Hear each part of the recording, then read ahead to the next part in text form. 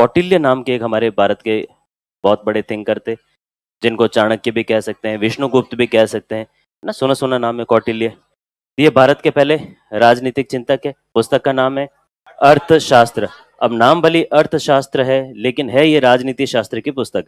और हमारे भारत का पहला पॉलिटिकल ट्रीटाइज है, फर्स्ट राजनीति शास्त्र की जो बुक है वो है अर्थशास्त्र। अर्थशास्त्र नाम होते हुए भी यहाँ ये थीम भी याद रखने की, अर्थशास्त्र की थीम क्या है, और वो है राजनीति शास्त्र। और पंचतंत्र की थीम देखी थी हमने जब कलीलाबाद यमुना देख रहे थे, क्या है, कूटनीति शास्त्र। डिप्लोमेटिक स्टोरीज है उसके अंदर, कूटनीति शास्त्र। तो किस तरह से जो है कूटनीति, कूटनीति का मतलब होता है यूं घुमा फिरा के चीजों को कुछ करना, तो वो है कूटनीति शास्त्र वाली जो पुस्तक थी। और कौटिल्य की एक पुस्तक है अर्थशास्त्र। कौटिल्य ने उस समय राजाओं के शासन करने के लिए एक सिद्धांत दिया। उसके अंदर एक राज्य के 7 अंग बताए गए हैं। इस थ्योरी को कहा जाता है सप्तांग थ्योरी, या राजत्व की जो है सप्तांग, इस राजत्व का सप्तांग सिद्धांत। तो इसको कौटिल्य के सप्तांग सिद्धांत के नाम से जाना जाता है। तो जितने भी हिंदू किंगडम्स है वे ज्यादातर कौटिल्य के सप्तांग सिद्धांत में विश्वास रखते हैं। इवन चाहे एंशियंट टाइम्स में मौर्य काल पढ़ रहे हो, और इवन बाद में गुप्त काल ले लो, ज्यादातर हिंदू शासकों ने कौटिल्य के सप्तांग सिद्धांत में विश्वास रखा। हालांकि जो ये अर्थशास्त्र पुस्तक है बहुत लंबे समय तक जो है गायब ही रही, हमारे पास इसका कोई रिकॉर्ड नहीं था। 1905 में आर श्याम शास्त्री नाम के एक विद्वान थे, इन्होंने केरल में इस पुस्तक को वापस खोजा था, आर श्याम शास्त्री ने, कि केरल में इनको ये पुस्तक वापस मिली, और उसके बाद से ये पुस्तक वापस हाईलाइट हुई। बाकी इससे पहले मेनली दुनिया में जो है सबसे पहला पॉलिटिकल थिंकर मैकियावेली को माना जाता था। मैकियावेली जो द प्रिंस करके उसकी पुस्तक है, उसको सबसे पहला थिंकर माना जाता था। जब ये पुस्तक वापस मिल गई अर्थशास्त्र, तो हम जो है दुनिया का पहला पॉलिटिकल थिंकर भी कह सकते हैं कौटिल्य को। तो कौटिल्य ने सप्तांग सिद्धांत दिया। इसमें राज्य के 7 अंग बताए गए हैं, और कौटिल्य कहता है कि ये सातों के सातों अंग परफेक्ट होनी चाहिए। जैसे हमारी बॉडी के जो अलग अलग पार्ट्स हैं, यूँ थोड़ी कि एक आंख निकाल दी तो भी हमारी बॉडी वैसे फंक्शन करेगी, कुछ न कुछ एफिशिएंसी पे फर्क पड़ेगा तय। तो यहाँ कौटिल्य जो है यहाँ राजत्व का सप्तांग सिद्धांत देता है।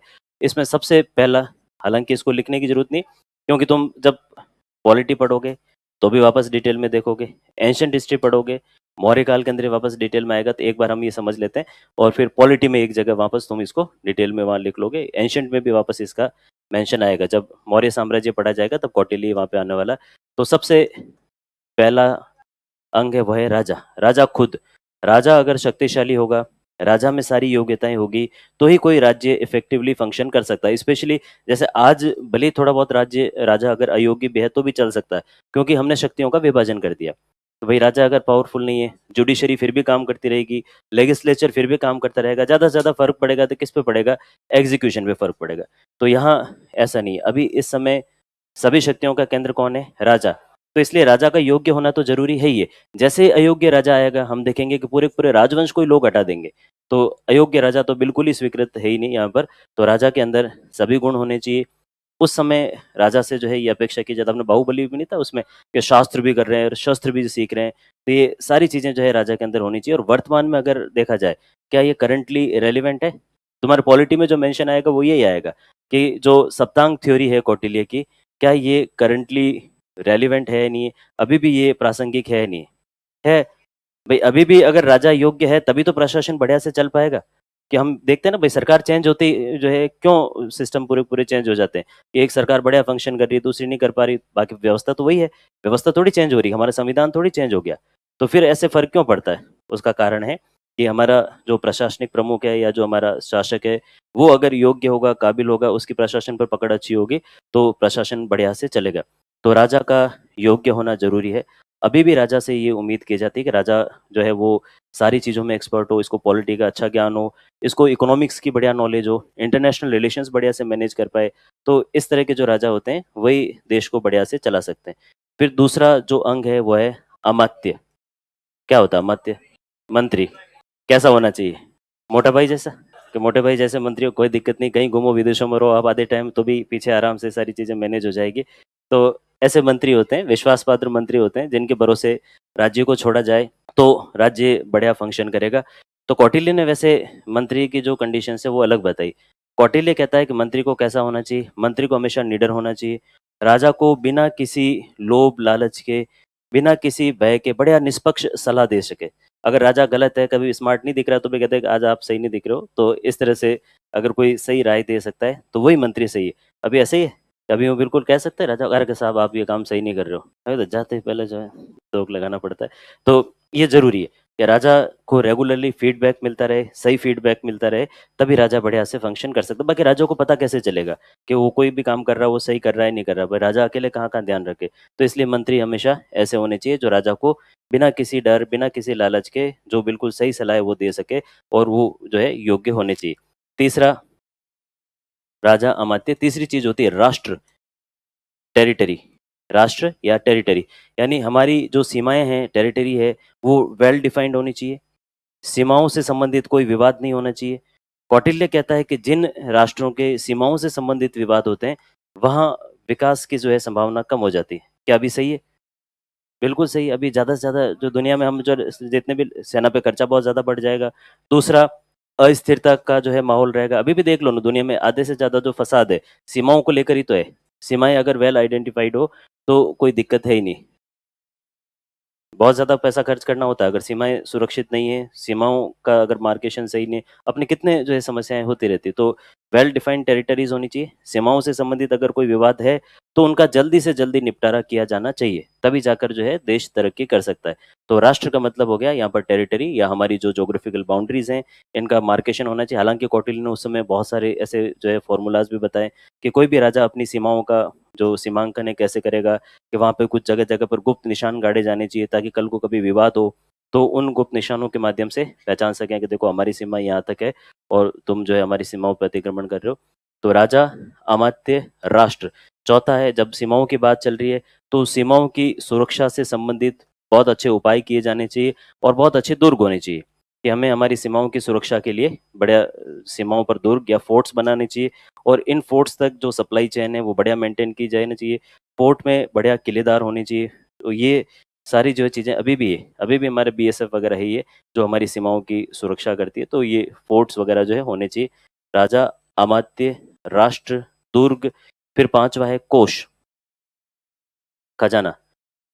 खजाना कैसा हो? भरा हुआ हो, खचाखच पैसे ढूँढ रहे हो बाहर। तो खजाना भरने का तरीका जो है, एक तो ये हो सकता है, जनता पे खूब टैक्स लगाओ और अपना खजाना भर दो। भर जाएगा, कोई दिक्कत नहीं है। दबा के टैक्स लगाओ और खजाना भरो। क्या ये सही है? ना। कौटिल्य कहता है ऐसा कभी नहीं करना चाहिए। जनता का अगर शोषण करके खजाना भरा गया, तो जनता असंतुष्ट हो जाएगी, और अगर जनता असंतुष्ट है, तो उस राजा को हटाने में कोई तकलीफ नहीं है, और कौटिल्य ने हटा के दिखाया है। धनानंद नाम का जो एक शासक था, जनता उससे बिल्कुल असंतुष्ट थी। उसका नाम ही धनानंद है, जिसको धन में आनंद आता था। खूब टैक्सेस लगाए, खजाना हमेशा उसको भरा हुआ ही चाहिए था।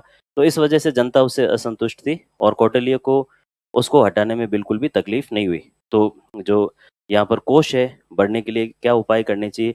टैक्सेस कम हो, लेकिन राजा अन्य संसाधनों के माध्यम से जो है अपनी कमाई करे। जैसे राजा खुद व्यापार वाणिज्य करे, राजा के जो है खुद के अपने बड़े-बड़े फार्म्स हो। मौर्यों ने इन चीज़ों का पालन किया है। जब तुम मौर्य काल पढ़ोगे, देखोगे मौर्य सुई बनाने से लेके जहाज बनाने तक सारा काम मौर्य शासक खुद कर रहे हैं। हर चीज़ सेंट्रलाइज़्ड है। इवन छोटे से छोटा उद्योग, बड़ा से बड़ा उद्योग, सारे मौर्यों के डायरेक्टली अंडर में चल रहा है। बड़े-बड़े सीता भूमि जो होती थी, सीता भूमि का मतलब सीधे राजा के अधीन, बाद में खालसा नाम हो गया। मौर्य काल के अंदर उसको सीता कहा जाता था, जो डायरेक्ट राजा उस पे खेती करवाता था। खेती भी बड़े-बड़े फार्म्स पे हो रही। तो ऐसे करके वो अपना खजाना भरे। जनता पे सिर्फ टैक्स लगा के नहीं भरे। अभी अपने टैक्स के हाल-चाल क्या है? टैक्स की रेट्स ठीक है? हाई है? थोड़ी-सी ज़्यादा है। भई टैक्सेस जनता को देने में कब तकलीफ नहीं होती? जब उन टैक्सेस के बदले में वापस बढ़िया सुविधाएँ मिले, और स्पेशली भारत की विडंबना ये है कि जो जितना ज़्यादा टैक्स देता है, उसको उतनी कम सुविधाएँ मिलती है। जो टैक्स पेयर्स हैं, वो ना तो कभी सरकारी अस्पतालों का यूज़ करते हैं, ना कभी सरकारी स्कूलों का यूज़ करते हैं, सरकारी ना अन्नपूर्णा फूड पैकेट लेते हैं, ना नरेगा में जाते हैं। तो टैक्स पेयर्स को वापस सरकार से बदले में किसी तरह की कोई सुविधाएँ नहीं मिलती। एटलीस्ट सड़कें तो मिल जाए ढंग की, वो भी बचीड़-बचीड़ जो है उसमें भी जाएँ। तो वैसे हमारी देश की अर्थव्यवस्था जो है खड्डों की वजह से ही चल रही है। ये जो है एक बार बताया था ना मैं पहले तुम्हें, हाँ, बस। तो ये कोष हो गया, फिर हो गया सेना, या इसको कौटिल्य ने वैसे दंड कहा है।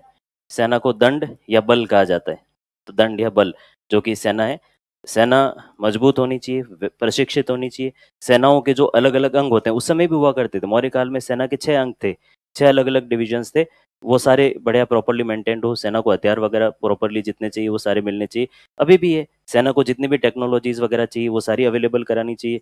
सेना के जितने अंग जैसे आर्मी, एयर फोर्स, नेवी ये सारे बढ़िया मजबूत होने चाहिए, तभी जाके कोई भी देश सर्वाइव कर सकता है। ये 6 चीज़ें तो है ही है, लेकिन इन सब पे भारी एक चीज़ और पड़ती है, कौटिल्य ने कहा ये तो होना ही चाहिए और वो है मित्र। एक अच्छा मित्र, मित्र कैसा हो? हाँ, रोज़ शाम होते ही फ़ोन कर दे, और भाई क्या कर रहा है? तो ऐसा मित्र हो। कौटिल्य ने कहा है कि मित्र ऐसा होना चाहिए जिसके पास ये ऊपर वाली 6 चीज़ें हो।